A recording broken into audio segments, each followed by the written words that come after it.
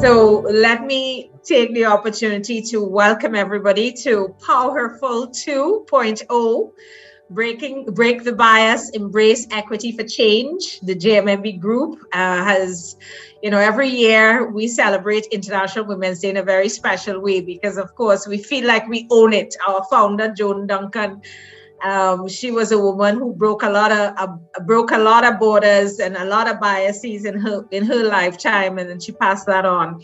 I'm Lisa Maria Alexander, the Chief Marketing Officer for JMMB Group Trinidad and Tobago, and I'm really excited to welcome you in and to get this conversation started. We are going to be talking about embracing equity for change, and I think this year, what's different about what we're doing, every year we try to change it up a little bit. This year we decided that we didn't just want to talk about gender equality and equity. We wanted to add a rose to the panel, right? In the form of a gentleman on board. I'm not going to preempt. I know he will have I will introduce him properly, but I just wanted to say that, we're very happy to have all the representation.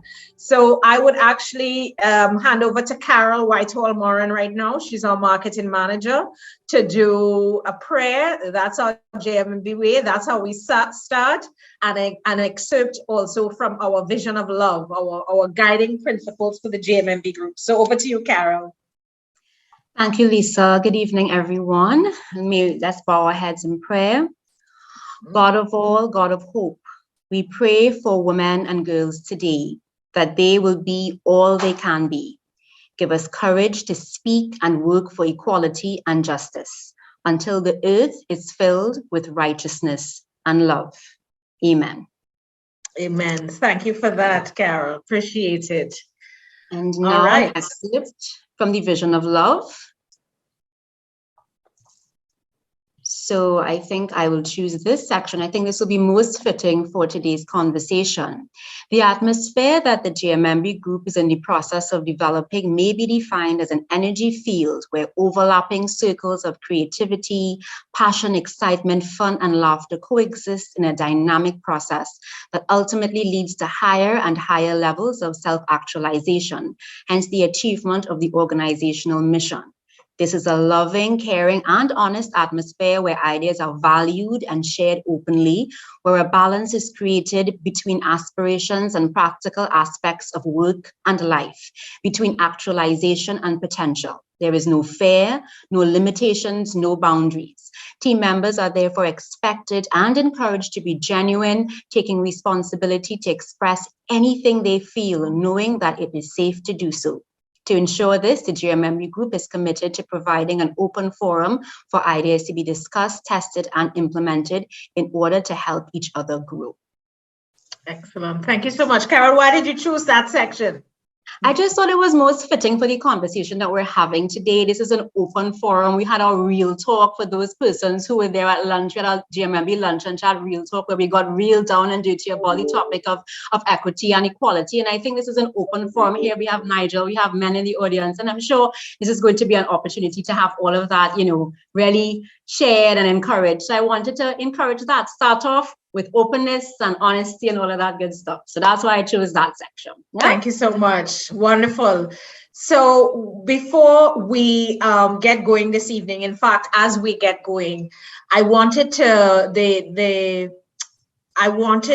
share the message from the International Women's Day message, actually, from the UN Women's Executive Director, from her office. And I believe it's not too long, it's just 4 minutes, but I believe it is an excellent segue into the conversation we're having today, not just with regard to the theme we have, but of breaking the bias, but embracing equity and the fact that all of us are needed. So I really I'm going to share the video for those of you who are on, so have a look, and then we will get right into, I will give you the introductions. We have an exciting panel from all over the Caribbean, I'm happy to report, from many different walks of life. And I really am looking forward to it. So I'm just going to give us 4 minutes. We're going to have a look at the video, and then we're going to get right into it. On International Women's Day, we celebrate the power and potential of women and girls. We recognize their courage, resilience, and leadership. We mark the ways in which we are making progress towards a more gender-equal world. At the same time, we see how that progress is being undermined by multiple interlocking and compounding generational crises. Currently, we are witnessing the horrifying situation in Ukraine, where the impacts on women and girls, including the hundreds of thousands displaced, remind us that all conflicts, from Ukraine to Myanmar to Afghanistan, from the Sahel to Yemen, exact their highest price from women and girls. The Secretary General has been clear: war must stop. Recently, we have seen the impact of COVID-19 in increasing inequalities, driving poverty and violence against women and girls, and rolling back their progress in employment, health, and education. The accelerating crises of climate change and environmental degradation are disproportionately undermining the rights and well-being of women and girls. They are multiplying insecurity at all levels, from individual and household to national. Rising temperatures, extending droughts, violent storms, and floods are resulting in loss of livelihoods, depleting resources, and fueling migration and displacement. The latest major IPCC report on climate change and our Secretary General have warned us that nearly half of humanity is living in the danger zone now, and that many ecosystems are at the point of no return now.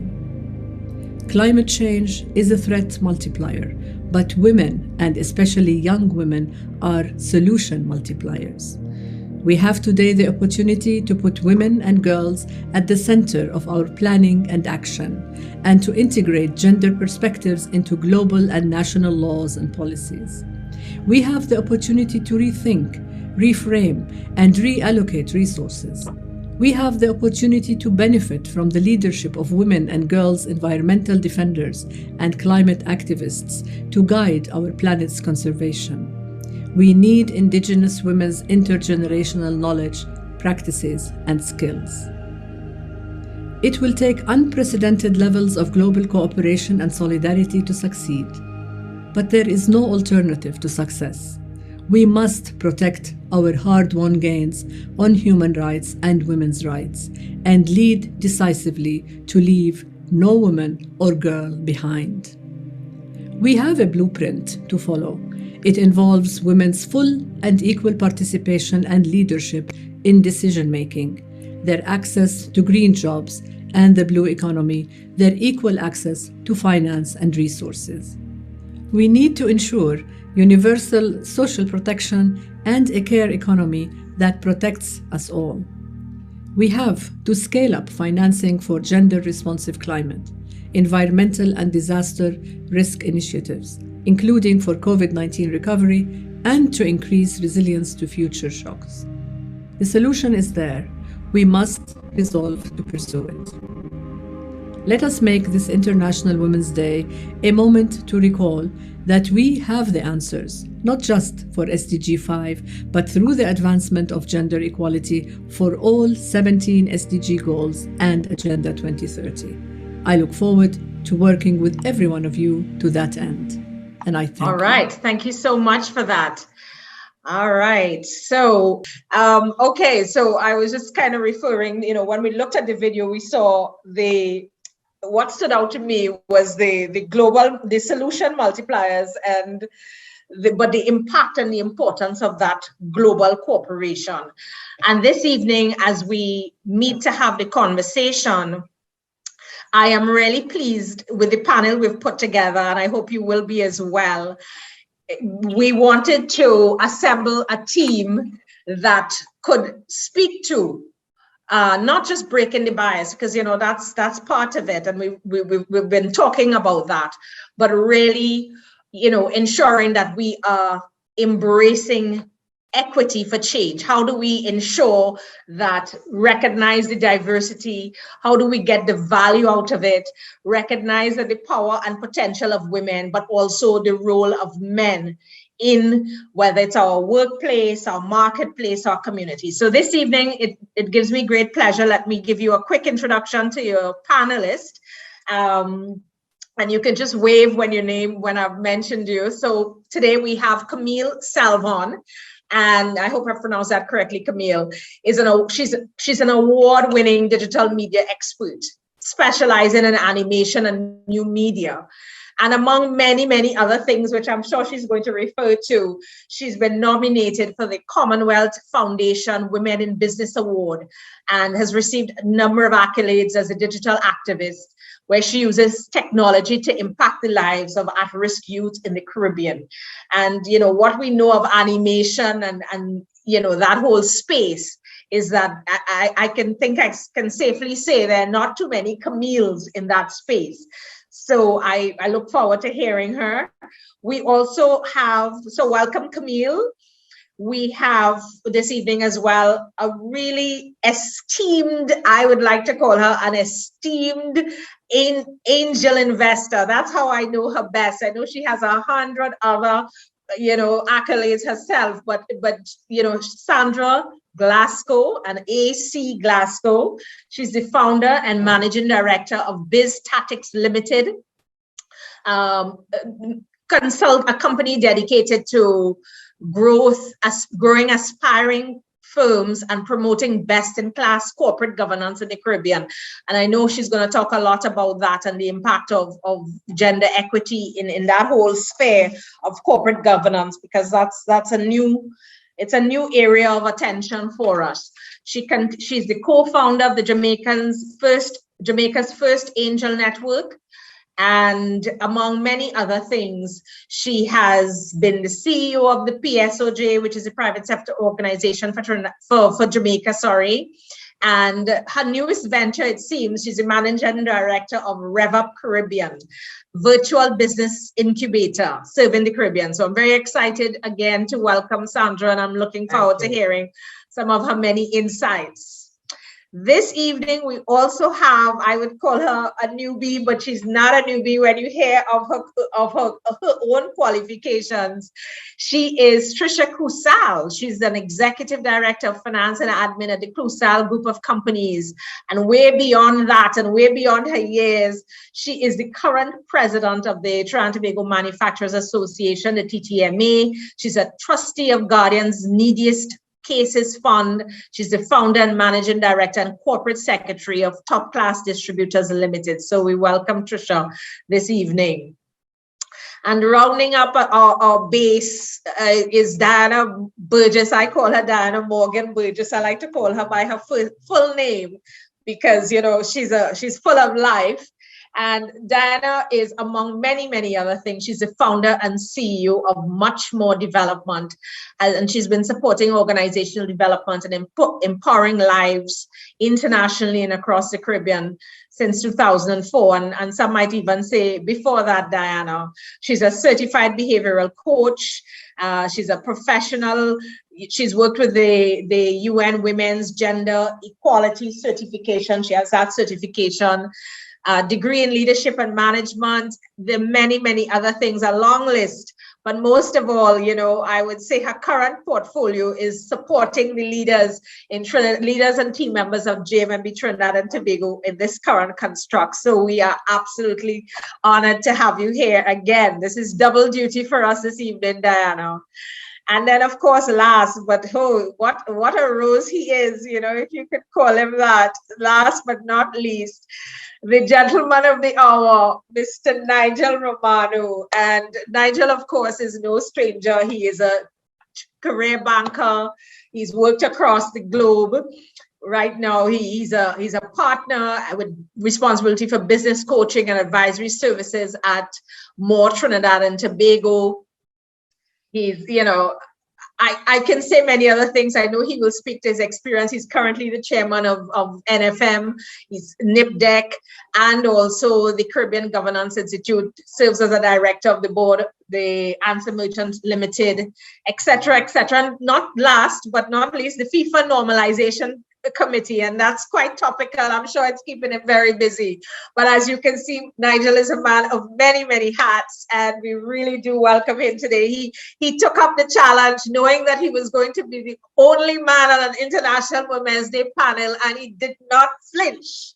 So I welcome you, Nigel. So good evening again. I see our numbers are growing, and I'm really happy to see a lot of familiar faces, names, not faces. And we're going to get right into the conversation this evening. We've just seen, the executive director, and we've been talking about International Women's Day, but that power of the diversity, the how do we ensure that everyone is at the table? What are some of the things that we need to do? So the conversation this evening is going to draw on the personal experiences of the panel, and then we will get into a more robust discussion. So I actually am, it's literally any, mini, miny, mo, but I'm going to start with Camille. Camille, why don't you tell the audience a little bit about your field, and what has accounted for success in your field, do you think? And share a little bit with that, and we'll get some of the others into the conversation. Sure. So I am an artist first. I have to say that, artist first, that got into technology.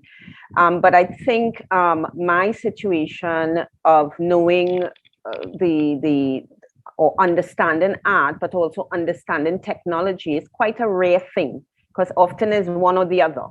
And I think that balance has allowed me to see beyond the technology, that it's not just about, computers and software and things like that. So I studied animation at Goldsmiths University, and my student film called The Masterpiece won the Royal Television Society Award in London. And that was a very prestigious award that I didn't know about until after I won it. But what I would say got me to really push to where I am today, there are several factors for that. One was having children of your own and seeing what content is available for children. And if you could do something to impact that, we need to do it, because a lot of the content out there, it's really empty, vacuous, and meaningless. So that was one of the things that pushed me to get into content development. There was also a particular episode that happened. I'm sure all of you all will know Hannah Montana, right? That was a particular, if you have kids, if you yourself at that age, Hannah Montana was out there. And my little girl who loved Hannah Montana, I have no issues with Hannah Montana, suddenly told me she wanted a blonde wig that is Hannah Montana's blonde wig. Now, no problem with that if you love your own hair, but she did not love her own hair. She hated her own natural hair. So I had to fight that battle, which in the end meant that she wouldn't get a blonde wig to wear. Now, if content could deal with things like that, but in a fun way, then we won't have those issues of young girls not liking themselves. So that was a major, major impact. Thank you. And also the empty canvas, the fact that we are in the Caribbean and we need to create our own empty canvases. Thank you for that. So actually, and that leads me to a point that I'm actually going to throw over to you, Diana, because we talked about, we started the conversation about the hair and the girl, but bring it to us in terms of genders and how that can impact where she is now or where she started off. We saw a video earlier about the run like a girl and some of the biases that can be based on what we see. Yes, I have experienced that, so I know exactly what that is all about.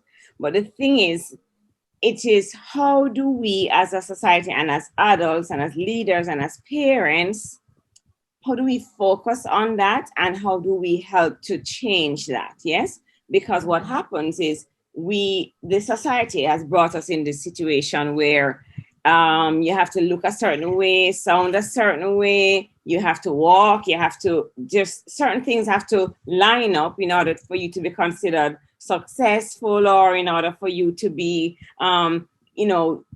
factored at certain tables and in certain places. So that is something that we have the opportunity to impact and to move that, changing that narrative. I have a young lady in my life, and I remember when I just met her, and she told me how much she's sure that she can't succeed because of the texture of her hair.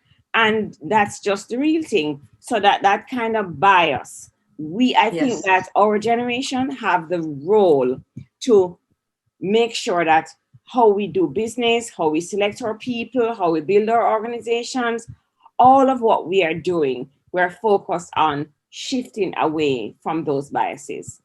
Excellent. That's a good segue. Sandra, I don't know if you want to weigh in on the whole idea. We are going to get to the equity part, but that whole idea of bias and how it has impacted young girls, and then we'll talk to Nigel. I'm sure he has a perspective there as well. Well, it's, as Dan was speaking, I was just thinking about my own mother, who really, I think, set an example for me. My mother was married at 18, and by the time she was 24, she was divorced with 4 children born 1 year after each other. My mother had the courage to leave that marriage and forge her own way. And, so I think setting examples, and it's something I've tried to do with my own daughters and with my 4 granddaughters, is really to show them that even though, you may be a woman and you may be disadvantaged in some way. My mother was a very young adult with a broken marriage who had to raise 4 children on her own. And I remember, my mother even taking my father to court because he wasn't paying child support. And this was back in the 60s. She had the courage to do that. And the court sided with her. So I watched, as I grew up, I saw this woman who was fiercely independent, who was persevering at one stage. She had like 3 jobs. She studied in the evening, she got her degree, and she eventually rose to the top of her career. She retired as registrar of the Caribbean Examinations Council. So I think for me as a woman, it's, you have to set the example for others, especially your children and your grandchildren, and lift up other women, as you go along, because we are in many cases at a disadvantage in society. And we have to have special qualities to break that bias. Right. I want to get into, and thank you so much for that, Sandra. And, we started with, Camille threw it on the table about the bias, right? It's right there and it starts. And there are many different kinds of biases. So we've heard of a few. Tricia, as a young-ish woman, tell us about some of the biases you have experienced, because I imagine it would be different from the ones that Sandra and her mother may have, or are they the same? So tell us a little bit about that. Bias definitely plays a role in our lives, especially as women. So I've had to face the gender bias being a woman. As my role in TTMA, I'm only the 3rd female president of the Trinidad and Tobago Manufacturers Association. And this is an association that's been around for a number of years.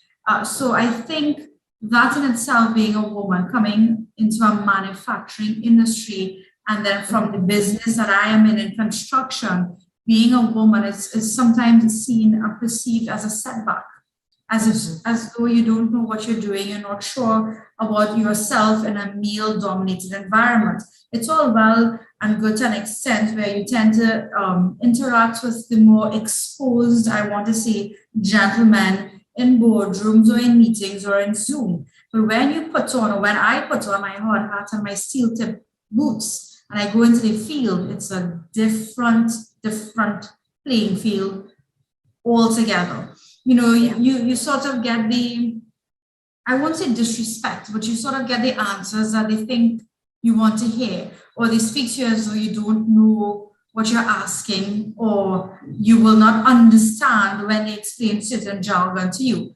I was given an example at an earlier webinar I did this morning, as though you don't know what a wrench or what a span or what a screwdriver is. And you know, it's fine. You will not or may not know everything, but at the same time, you have to know and be confident enough about yourself to know when someone's pulling wool over your eyes, or when they're only telling you what they think you want to hear, or only painting a certain picture for you. So I think a lot of women out there need to believe in themselves. They don't necessarily have to prove anything to anyone but themselves. And I think they need to remember that. You know, you don't go there and say, oh, because I'm a woman, I want to show you everything I know. No, you want to be treated as an equal. You don't even want gender to be part of the conversation or part of the perception towards you.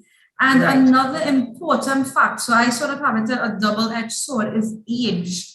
Being young, it can be seen as a setback, as a bias in many people's eyes. For example, she's young, she doesn't know what she's talking about. You know, she's now into this, I know more than her. Well, you may have a lot more experience, but I might bring a totally different perspective or a totally different way of doing something, wanting to take your experience and my perhaps use of technology, or just a different pair of eyes looking at something and work together with to achieve more efficiency, for example. Yes. So it is definitely something that's present there. And I think you have to be confident as a woman in what you're doing, and you will be successful.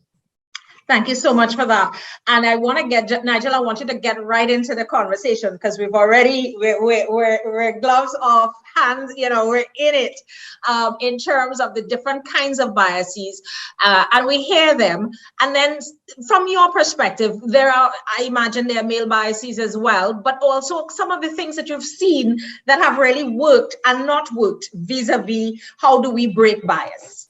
Mm-hmm. Thank you. I mean, before I get into it, I just wanted to share one of my favorite songs is Helen Reddy's song, which is supposed to be the anthem of the movement. You know, I am woman. I am woman.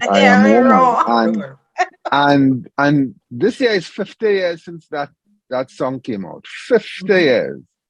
And for me, unfortunately, we still have a lot of work to do. And part of the problem is that bias is people are not aware enough of the biases. And therefore, for me, the conversation has to start with men recognizing the bias and actively finding ways to support women to, one, move up in organizations, and two, when they move up, to give them the opportunity and to support them through the transition, right? Too many times, and it's. I mean, it's you. I suppose you gravitate to what the birds of a feather, basically. So we went to the same school, we play football together, that kind of stuff, and we have to break that by, one, inviting more women into when we are in positions of power or responsibility, being biased in effect towards that's, for me, that's where the equity comes in, because women have been disadvantaged, and therefore we need to now be more biased towards women. Sandra wants to jump in. Sandra, go ahead. I mean, Nigel, I think I applaud him, but he's an outlier, really. I am an outlier, definitely. Yes, he might be. But so we had a conversation at lunchtime, and I don't want to lose the point, because we do want to make a few good points about it, is that you have to name it. So first things with regard to bias, you actually have to name it. We have to be prepared to put it on the table and say, yes, this is a bias. Education is a bias. Socioeconomic bias and gender, absolutely. We like tall men. But let me give one. What we need is Nigel to point that out to his colleagues, because I have to, and I own it. Let me give you one. You have affirmative action in the United States for Black people. You don't have affirmative action for women. I've never seen an affirmative action. I never see women's lives matter. Now, I'm not in any way, shape, or form lowering the importance of Black Lives Matter. But women have been fighting for a long time, and whether they're yellow, green, blue, white, or brown, they're getting licked up. Yes. And for me, the most important thing here is that if we do not invite them in, we are worse off for not inviting them in. Yeah. And that for me is the essential point. Yes, I see. There's a study that was recently done. I see 𝗕𝗺𝗂𝗶𝗁 is on. 𝗕𝗺𝗃, I'm shouting you out, but there was a study recently done by the IDB actually, and it talked about there have been strides in gender equity and equality, but there's still such a long way to go. And you made the point about almost being biased in favor of women. Now, we recognize the importance of diversity. I want us to get into, and Diana, I'm hitting it to you because you're a talent manager and you're in the business of bringing people together. How do you see the value of, is there value in so it's a question that bears no answer, but I want you to take it from me. Is there value in diversity? Is it good business? Oh, definitely. Definitely. The thing is, for me, as someone who has been focusing on talent and individuality and uniqueness all my life, I mean, without understanding strengths and uniqueness, then you're going to go into the space of feeling like there are certain competencies and skills that resides in a particular gender.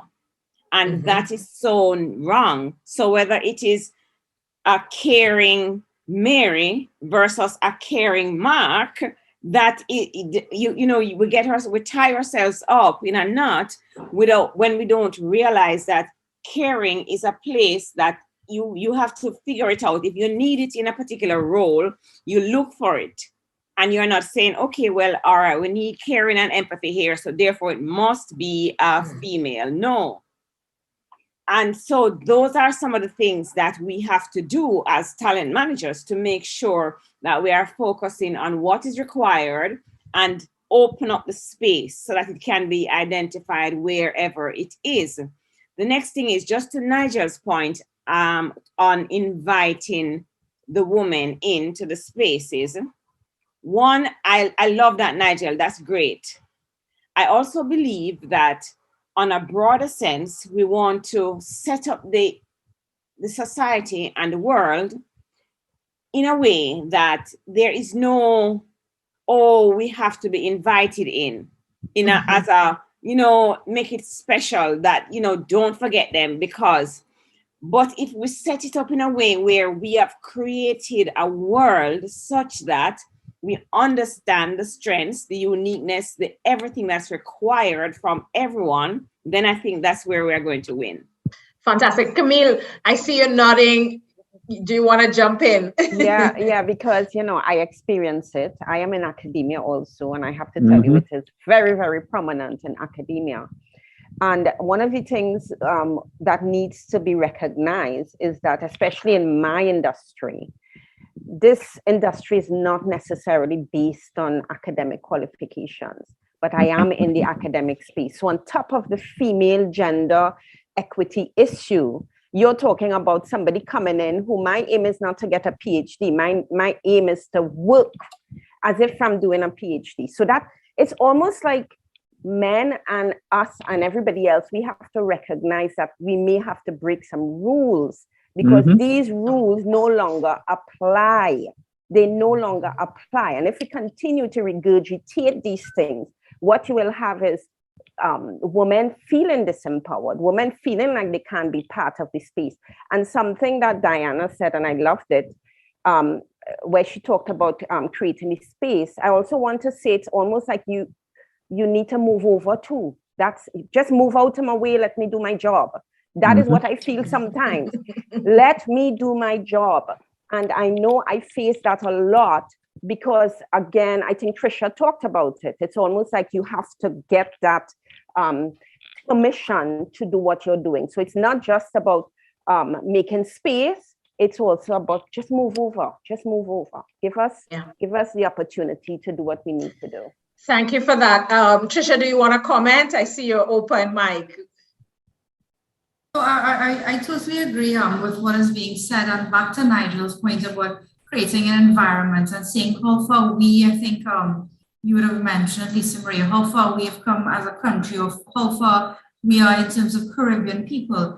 One of the beacons of light, Malala Yousafzai, as you all would know, she's represents, or perhaps, like I said, a beacon of light for gender equality and the background she came from, and she's now in the UK under protection just because she wants to speak out for rights of women. She had to be pulled from her country and so on. She visited these shores of Trinidad, and she was told in a particular building, and it was broadcasted via news and media and so on, you cannot enter, you cannot go through this entrance, you cannot be here because this is an area for men. You have to go around and go to the area for women. And she said, this is the exact reason that I am here, to bring this to light. This is the reason I exist, and this is the reason I do what I do. And she said, this is a perfect example. And as small as that may seem, you're going to look at this international icon. You have to know who she is and what she's doing in your building property. And you're going to look at her and tell her that. And if you can tell her that to her face, who am I? Who are you? Who's another a female coming up? And when young females see this sort of projection, this sort of behavior, how does that mold their minds? How does that shape their mind? Is it that they have to always be, as Camille was alluding to, second place? Is it that we have to allow others to do what they want to do? And then if given a step or room, then we're able to shine and open our wings and spread them? No, we need to speak up, and we need to say we're not asking for anything better than a gentleman or anyone else for that matter. We just want an even playing field. An even playing field. Give us a chance to have an even playing field and give us the same opportunities that others are given. Excellent. Thank you for that. Sandra, I'm bringing you back into the conversation. I know that we have a big panel, but I really, from where you sit, you are an angel investor, you're starting businesses. And so how do you see the dynamic in that sphere? Well, one of the reasons that I became an angel investor and started an angel investor network is, of course, because there is, for men and women starting businesses in this part of the world, it's very hard to get the kind of support, not just financing, but just mentorship, just the general support. But I've been particularly focused on making it easier for women, because when you look at the data for First Angels, the majority, like 22%, I think, of our applicants are women. So the vast majority of the people who are really coming to seek this kind of support are men. And it's one of the things I've had to be doing to raise the confidence level of women, to say, right, you are just as good.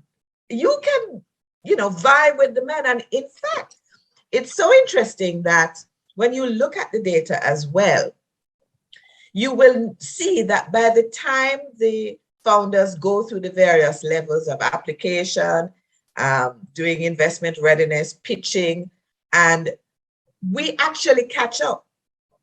And so we are on equal footing at the end in terms of getting investments. And why is that? Because we have some qualities that the guys don't. You know, the guys think they're entitled. You know, we do a lot more preparation. So there are things that we have on our side. And if we use those qualities, then we can get ahead. I always say to my female mentees, the way you beat the men is just showing how competent you are. Because, you know, they can sideline you for other reasons, but if your competence shines through, it's almost impossible to ignore you. Nigel, I'm throwing the ball back at you. So you open the door, you open the salvo by telling women that you will give them a place. And here they are. I want to you know, our time is going so quickly. I know we feel like we're just getting started, but I wanted, you know, we went in our pre-talk, we talked about equity versus equality, and equality, of course, is recognizing that everyone has equal rights and, you know, acknowledging that everybody's entitled to, everybody has equal rights. And so the equity, the difference between equity and equality is giving the person the access, or acknowledging that we are different. So whether it's male and women different, whether it's gender differences or differently abled or whatever, the importance of sort of even moving the conversation, just to your point about making room. Right. So so Sandra said it. I can confirm based on my experience with women on boards, and I'm very happy that the boards I serve on, at least the ones I am chairman of, have significant in NFM. We have majority women on the board, and women prepare, they deliberate. The issue here is the tone at the top. The leadership has to ensure that the women are heard and not just brushed off, because she getting into all the minor details, you know.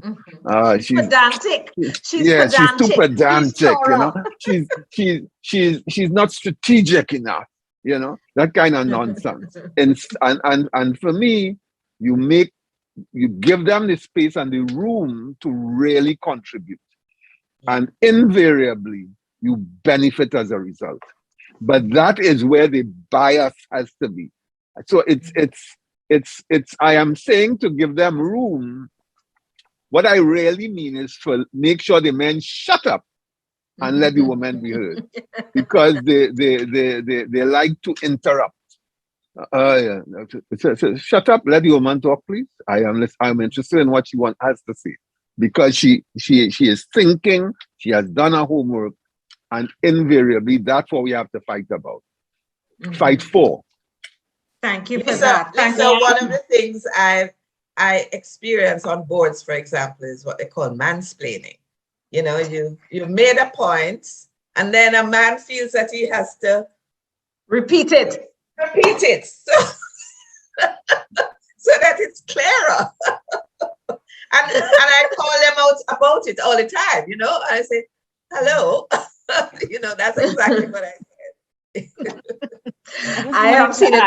I wanted to add something to that. Again, I want to look at it at the level of really us setting the foundation for the people behind us, yes? And so when I think about it, I say, if preparation is important as a board member, then we need to stand for that. And because what can happen is that we allow the male to get away with not being prepared.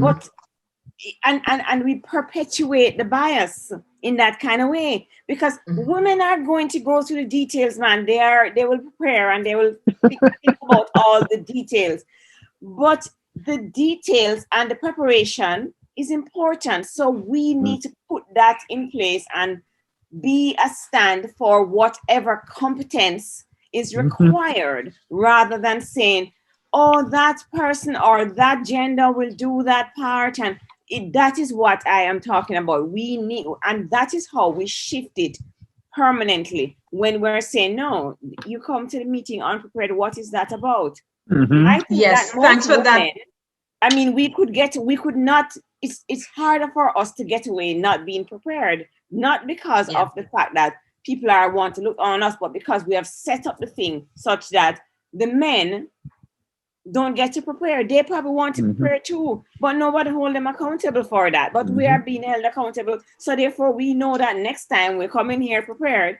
but they just get through and escape through. So those are the kinds of stuff that I believe enforce and keep the biases in place. Thanks for that, Diana. I love the idea of shifting. And I see Camille has a hand up and I wanted Trisha to back in the conversation. But before you go, that we're at the point where we need to talk about shifting the biases. And I love that as a segue. So Camille, you had your hand up. I know there's something you want to add. So sometimes I have to speak through men. And I don't know if you all understand what that means. I need to get a point across, and in order to, because I don't have time and I need this to be done, I have to speak through them. Now that works, but sometimes I shouldn't have to do that. Sometimes, but I shouldn't have to do that. So sometimes women have to speak up or speak louder. And when we do that, we are told we are wild. I've been told that I'm wild by my boss. I heard you're wild, you know. And I said, no, it's just that you're not hearing me. If you're not hearing me, I have to kind of get this over to you, right? So the point I'm trying to make is for the men who are in the audience, and for Mr. Romano, you are very, I congratulate you, Mr. Romano, you are very brave. And thank you for being here. But if it's anything that you need to get across to men in positions like yourself, is that because we don't want to be shouting, we don't want to be told we are aggressive, because we are often told that. So what do you do? What should men do? Either you soften your tone, or so that you could hear us, or you just listen. You just stop and listen. I think that's one of the major points I would like to get across to men in order for that change to happen. Thank you.